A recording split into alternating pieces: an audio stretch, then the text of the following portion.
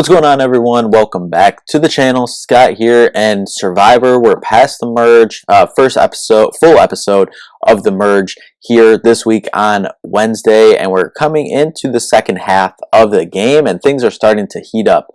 We leave off of last episode where Mariah went home. Venus was the only other person to get a vote. We opened this episode. She thought that Soda wrote her name down. Obviously, they've been having their weird little argument over the last couple episodes that we've seen because Venus thinks that she hasn't been talking strategy with her. So, you know, there's been that little tiff, if you will.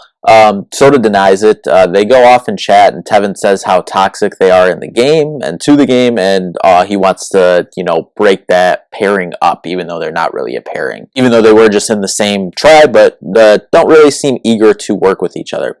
Charlie puts it out there that he voted for Venus. He was upset with Charlie because he told her and tells him that, like, hey man, you messed up and don't let your emotions get the best of you. You don't have to be honest with these people. Q wanted her to kind of stir all night. You know, she, wondering who wrote her name down and whatnot. And Charlie just told her, hey, I voted for you.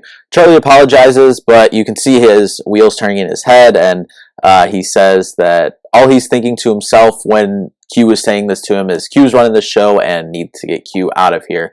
Ben wakes up in the middle of the night with a panic attack, and the tribe comforts him. Specifically, Kenzie is there for him. Kenzie says, I could have just let him not sleep, but I can't do that. I don't care if this is a game for $1 million.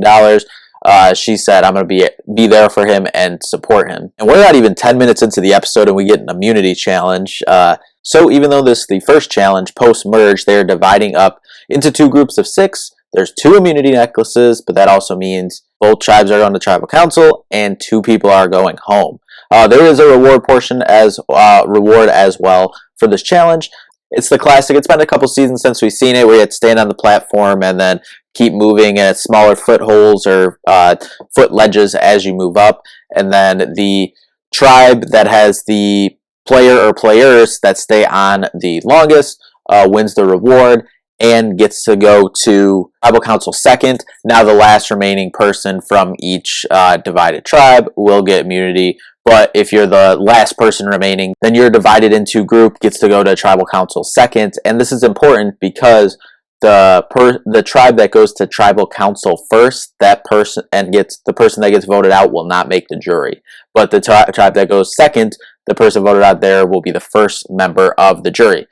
They haven't done this since 42, I believe it was, when it was horrible conditions and the whole challenge lasted like 3 minutes. Q, trying to pass the time, suggested they play the alphabet game, but the tribe doesn't get it. That provided a real funny moment. Jeff said this is the funnest he's had at a challenge in a while. 2 people fall during the transition to the top of the triangle there. And I can't remember when we've had this many people make it to the kind of final stage here where they have to go to 1 foot, standing at the top of it, 1 foot. Pretty much everyone falls off immediately, and then everything just quickly happens there. Kenzie wins it for Orange.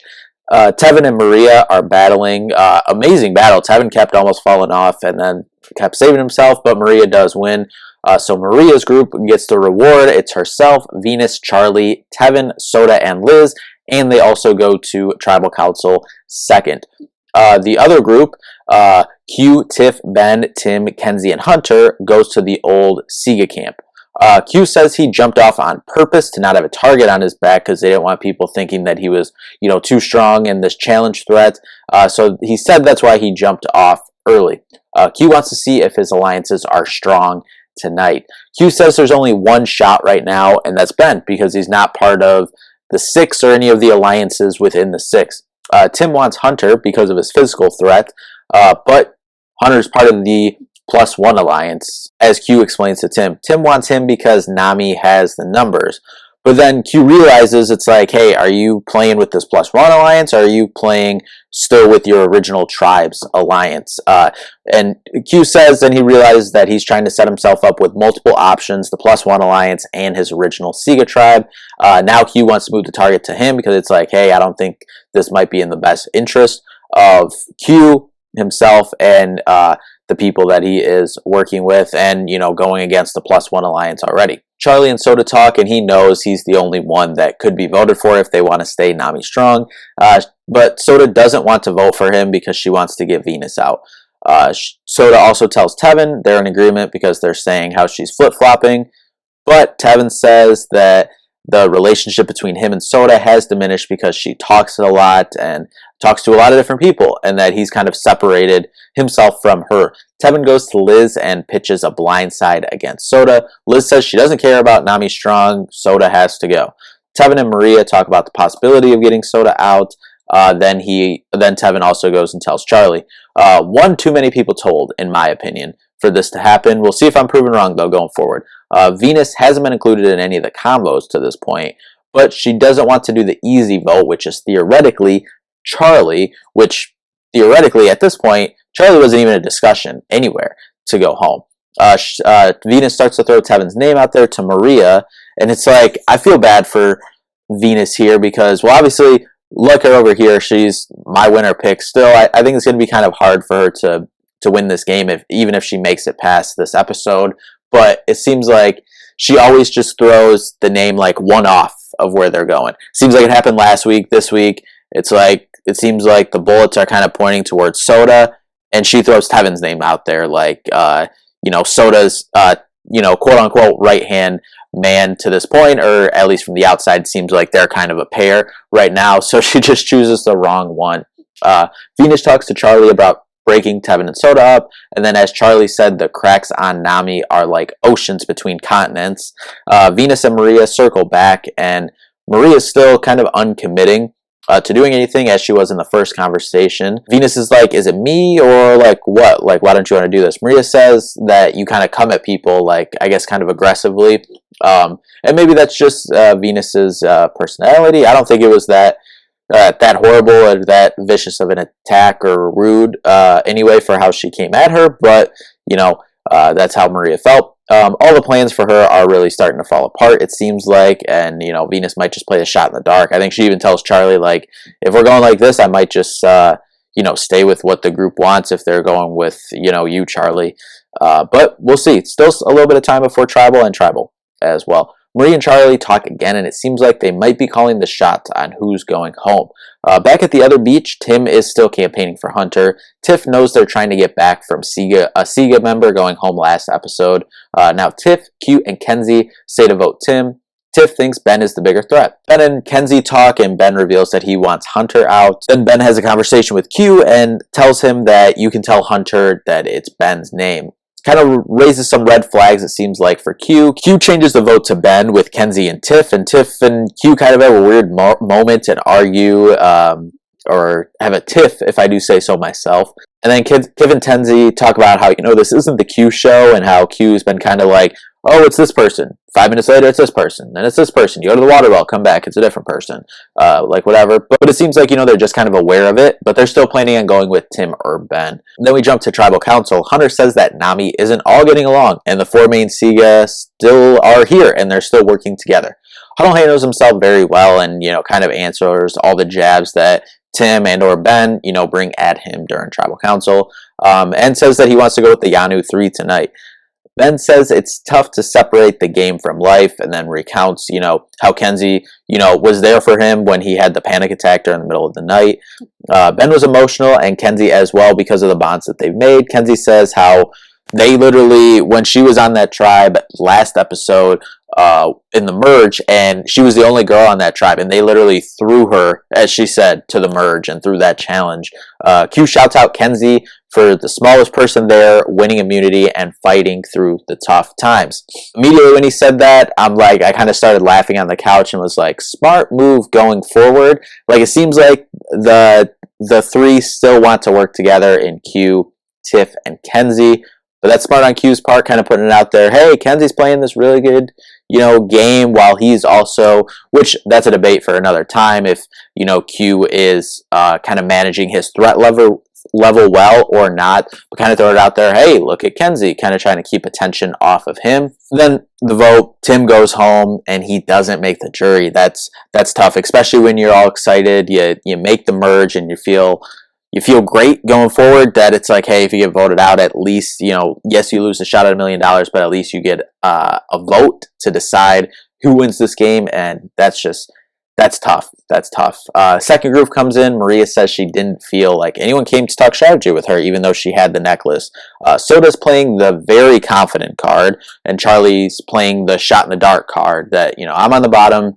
I might play my shot in the dark here tonight because it doesn't seem like I have any way out. And then I'm still worried about Venus here. It seems, I personally think going in there that it's going to be Venus going home.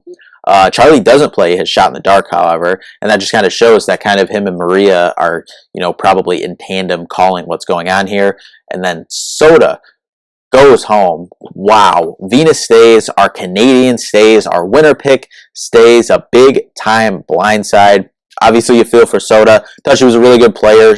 She was, a really amazing person from what we've seen, so far on this season, from what we've seen from her. But this was a big time blindside, and really definitely the biggest one to date in this season. Then we get the preview for next week. Hunter looks like he has a spy nest. Bring that back. Haven't seen that since season 40 with our guy Tony. Never seen anything like this, Jeff said. Next week, things are heating up. And then honestly, kind of just wanted to give a stock check on where some of the survivors are at right now. Obviously, I've said it multiple times on here and in my, pre-show, pre-season, kind of analysis. I picked Venus to win this season. Right now, she did make it through another week where her, she was kind of under the gun here. But I kind of think that it'll be very hard for her to win this game. I don't really see a path right now for her to win this game, just because I think to this point she has been, yes, she was clued in tonight, but she hasn't been the one making a lot of these decisions, unfortunately, to this point. So I think even if you get through the next couple, I think, however, she has a great shot to get to the final five, because depending on these next 2 or 3 tribals are going to be really, really interesting, because I think the really only path for Venus to win here, I think, is her to loudly decide the vote of the next 2 to 3 tribals going forward, and then after that point she'll have to sneak into the final 5. As of right now, I think everyone wants to take Venus because she's had a couple of disagreements or weird conversations with a handful of people on the beach, so it's why wouldn't I want to take her? She hasn't unfortunately had a lot of gameplay moves to this point. She hasn't done a lot in challenges in terms of individual immunity wins or whatnot. So it's why wouldn't you want to take her at this time? But there's a small path, but I don't think that Venus is going to win it here, unfortunately for me. But I think she has a great shot to the final 5. I think Liz as well. Venus and Liz are the 2 players I have in my fantasy survivor game this year.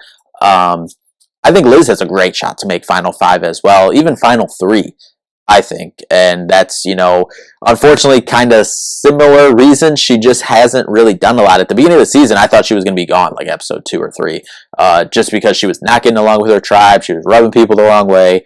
But, she stayed in there, and maybe she's kind of in a little, tandem now in a good group where she can, roll through these next couple tribal councils and make her way into the top 5.